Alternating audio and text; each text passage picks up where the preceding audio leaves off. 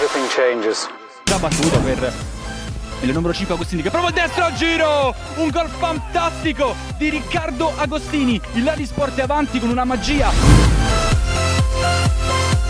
Continua ad attaccare adesso il Fitness Club, pallone messo in mezzo per Alcini che la controlla male ma poi si gira, il 3-1 del Fitness Club, e questo è un gol fantastico di Valerio Alcini.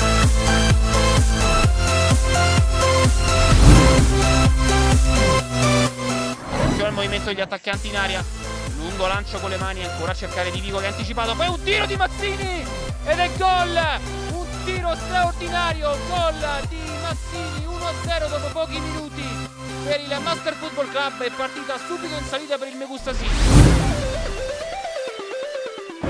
Difensiva, Rossi sulla sinistra un avversario può servirlo, lo fa in questo momento, anzi poi fa tutto da solo, salta tutta la difesa e tira per il vantaggio della Siwa Capitolini con il numero 32 Rossi.